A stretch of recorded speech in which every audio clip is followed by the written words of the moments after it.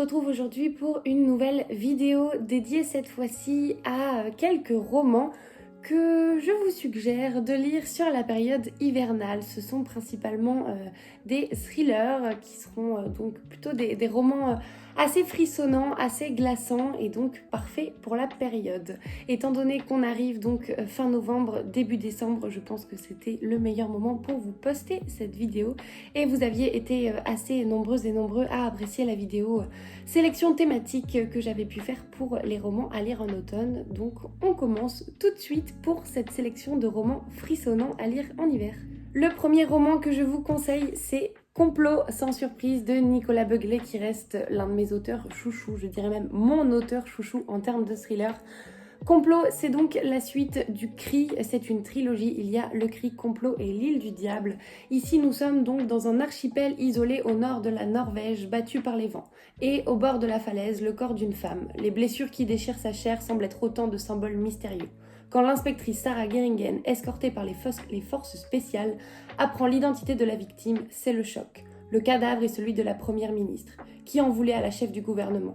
Sarah très vite le pressent, la scène du crime signe le début d'une terrifiante série meurtrière. Dans son enquête, curieusement, quelqu'un semble toujours la devancer, comme si cette ombre pouvait lire dans ses pensées, le soupçon d'un complot implacable qui accompagne chacun de ses pas.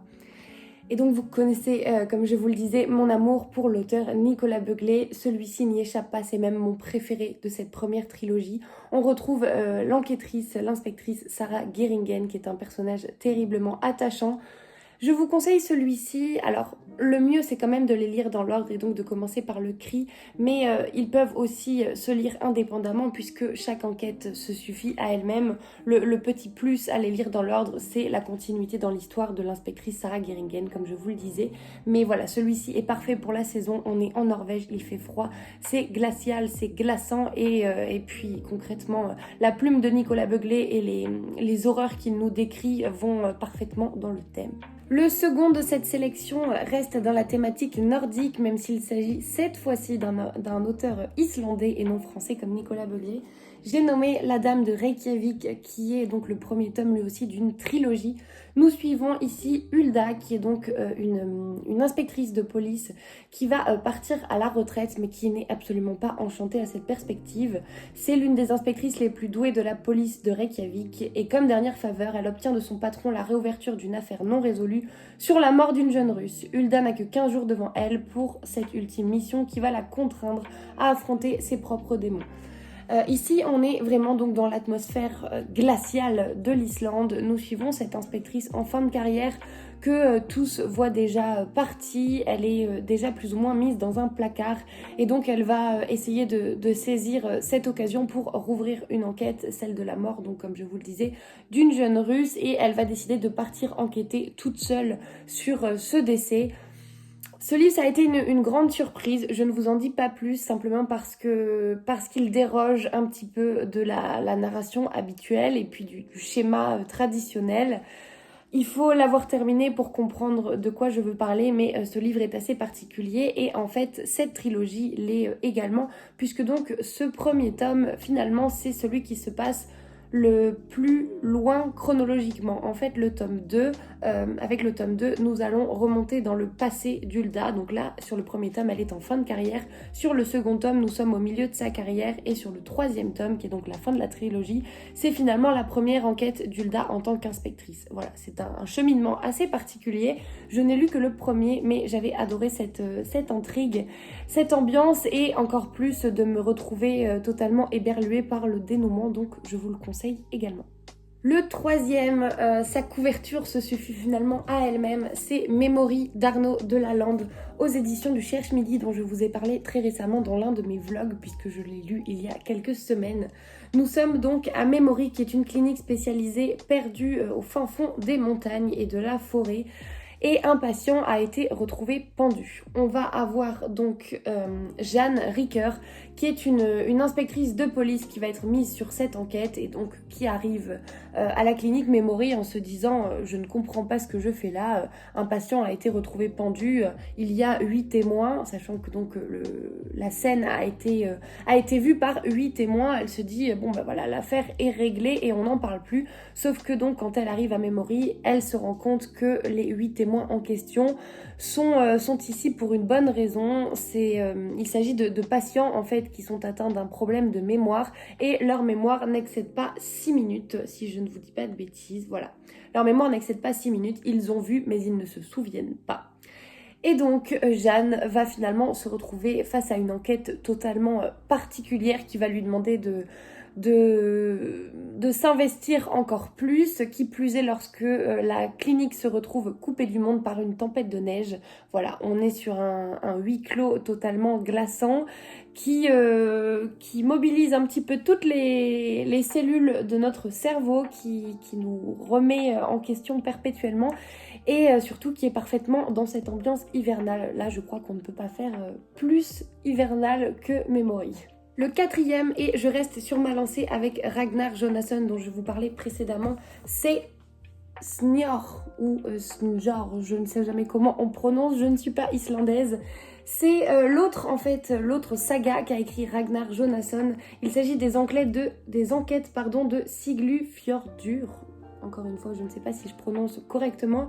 Dans mon cas, j'ai les éditions Point, donc les éditions au format poche. Je trouve que ces couvertures, elles sont pailletées, elles sont très jolies et elles reflètent parfaitement l'ambiance qu'on retrouve dedans. Dans cette saga, donc c'est le premier tome, nous allons suivre Aritor. Nous sommes donc à Siglufjordur, qui est une ville perdue au nord de l'Islande où il neige sans discontinuer et où il ne se passe jamais rien. Aritor, qui vient de terminer l'école de police à Reykjavik, y est envoyé pour sa première affectation. Mais voilà qu'un vieil écrivain fait une chute mortelle dans un théâtre et que le corps d'une femme est retrouvé à moitié nu dans la neige. Pour résoudre l'enquête, Aritor devra démêler les mensonges et les secrets de cette petite communauté à l'apparence si tranquille. Et donc, dans cette enquête, et plus généralement dans cette saga, nous suivons donc Aritor, qui est dans cette petite ville de Siglufjordur. Je n'arrive absolument pas à le prononcer, je crois que je vais arrêter d'essayer de le faire. On suit donc Aritor qui en fait arrive dans cette petite ville où tout le monde se connaît, où tout le monde a plus ou moins grandi ensemble, où il y a des secrets de famille, des secrets de ville en l'occurrence, puisque tout le monde est au courant, mais il ne faut pas que ça sorte de la ville et des habitants du noyau, on va dire, noyau dur des habitants qui sont là depuis toujours. Et Aritor va se heurter bien évidemment à ces obstacles-là pour résoudre son enquête. On est pour moi vraiment encore plus que dans La Dame de Reykjavik, dans cette ambiance très froide où finalement on a l'impression que le soleil ne se lève jamais, qu'il ne fait jamais jour, comme le dit la quatrième de couverture, mais toujours nuit. Qu'on est perpétuellement en hiver, qu'il fait toujours froid, qu'on doit se couvrir et mettre je ne sais combien de couches de vêtements pour sortir de chez soi, tellement le froid est saisissant.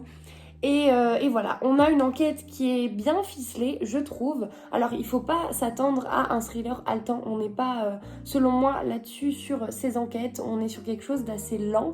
Mais je trouve que ça correspond parfaitement au genre et au lieu, en l'occurrence l'Islande.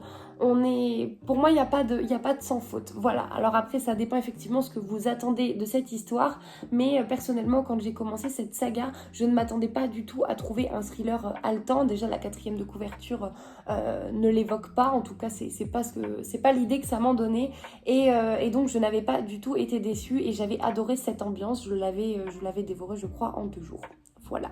Le 5e roman pour frissonner cet hiver, ce n'est autre qu'Avalanche Hotel de Nico Takian, que j'ai lu donc à sa sortie. Nous sommes en janvier 1980, Joshua Oberson est agent de sécurité à l'Avalanche Hotel, sublime palace des Alpes suisses. Il enquête sur la disparition d'une jeune cliente et ne peut écarter un sentiment d'étrangeté. Quelque chose cloche autour de lui, il en est sûr. Le barman, un géant taciturne, lui demande de le suivre dans la montagne, en pleine tempête de neige. Joshua a si froid qu'il perd connaissance, et revient à lui dans une chambre d'hôpital. Il a été pris dans une avalanche, il est resté inconscient pendant 2 jours. Nous ne sommes pas en 1980 mais en 2018. Joshua n'est pas agent de sécurité, il est flic, et l'avalanche hôtel n'est plus qu'une carcasse vide depuis bien longtemps. Tout cela n'était qu'un rêve dû au coma. Un rêve, vraiment ? Et concrètement, je ne peux vous en dire plus, si ce n'est que ce livre m'a littéralement retourné le cerveau. J'avais adoré, il est très court, il se lit à une vitesse folle, on a des chapitres courts qui font d'ailleurs la marque de fabrique des auteurs de thrillers que je préfère, que ce soit Nico Taquian dans celui-ci ou Nicolas Beuglé ou même Olivier Nourec sur certains. Voilà, tous les ingrédients sont réunis, c'est frissonnant, ça nous remet perpétuellement en question. On a le cerveau qui se pose littéralement 1 milliard de questions à chaque page tournée et c'est tout l'objet de cette enquête. J'avais vraiment beaucoup aimé et puis forcément cette couverture est totalement de saison. Et enfin, le dernier, c'est pareil, je vous en ai parlé très récemment, puisqu'il s'agit d'Elma Devabjörg Eggisdottir. Encore une fois, je ne sais pas si je prononce correctement. Nous sommes là aussi sur une auteure islandaise qui a été donc notamment découverte par Ragnar Jonasson, celui dont je vous ai parlé précédemment. Nous sommes ici à Akran. Oui, nous sommes donc à Akran, qui est une commune... pas très éloignée de Reykjavik, si je ne vous dis pas de bêtises, et qui est donc la ville natale d'Elma. Et Elma, elle ne pensait absolument pas un jour revenir à Akran, qui est donc sa ville natale. Elle a fait ses études de police, puis elle a intégré la brigade de police de Reykjavik, mais suite à, on le comprend, une rupture douloureuse, ou en tout cas une situation personnelle assez compliquée, elle décide de revenir à Akran et elle va forcément réintégrer la police d'Akran, qui est donc la ville d'où elle est originaire, avec tout ce que ça implique. C'est une petite ville. Elle retrouve forcément les personnes qui ont été à l'école avec elle, qui n'ont pas quitté cette ville. Et en réintégrant la police donc d'Akran, Elma va être amenée à enquêter sur le meurtre d'une femme, puisque son cadavre a été retrouvé gisant au pied du phare. Une femme qui avait quitté Akran comme Elma. Une femme dont le passé murmure aux oreilles de toute la ville, ronge le cœur des habitants les moins soupçonnables. Et cette lecture, je l'avais franchement beaucoup aimée. Je vous en ai parlé pareil dans un vlog il y a peu de temps. Je me demande si c'était pas même le dernier ou l'avant-dernier vlog, ça dépend quand sortira cette vidéo, je ne sais pas encore. Toujours est-il que cette histoire, elle nous embarque donc en Islande, dans une ville, alors un petit peu sur le même modèle que celui de Ragnar Jonasson dont je vous ai parlé précédemment, dans une ville où tout le monde se connaît, où voilà, les gens ne quittent pas en fait Akran. On vit à Akran, on y grandit, on y naît bien évidemment et on finit par y mourir puisqu'on ne quitte pas cette ville-là. Et Elma, quand elle revient à Akran, déjà, on comprend qu'elle a vécu, donc comme je vous le disais, une situation douloureuse. Donc c'est pas nécessairement de gaieté de cœur qu'elle revient dans sa ville natale. Et elle va faire face à plusieurs difficultés, celle déjà de se réintégrer dans cette ville qui était la sienne mais qu'elle a quittée. Et on regarde pas nécessairement d'un très bon œil les gens qui quittent Akran. Et qui plus est, elle va décider de s'investir dans cette enquête et d'essayer de faire toute la lumière là où notamment quelques-uns de ses supérieurs cherchent à étouffer cette affaire parce qu'elle remue beaucoup trop de choses au sein de la commune, au sein de la ville et ce n'est bon pour personne. Donc on a bien évidemment les supérieurs d'Elma qui décide un petit peu de cacher tout ça ou en tout cas de ne pas trop partir investiguer, et Elma au contraire va décider de se dévouer corps et âme à cette enquête pour faire toute cette lumière. Et voilà, on plonge au milieu de secrets de famille, au milieu de secrets enfouis depuis bien longtemps qui remuent un passé assez lointain, et j'avais adoré cette enquête, j'avais adoré cette ambiance, qui plus est cette couverture, et en plus de ça, le fait de se dire que c'est un premier roman m'avait donné vraiment envie de continuer, en tout cas de continuer à suivre cette auteure. J'espère qu'elle en écrira d'autres et j'espère surtout qu'elle continuera à mettre en scène le personnage d'Elma, parce que je m'y suis énormément attachée et que j'avais adoré cette lecture. Voilà. Cette vidéo est terminée, j'espère que vous avez réussi à trouver de nouvelles suggestions de lecture, en tout cas pour cette période hivernale. En l'occurrence, c'était une vidéo vraiment dédiée à des thrillers frissonnants, comme le nom l'indique, mais je vous prépare très rapidement une vidéo qui sera, elle, plutôt dédiée à des romans doudous à lire en cette période de Noël. Voilà, je m'arrête ici, je vous souhaite de belles lectures et puis je vous dis à la prochaine.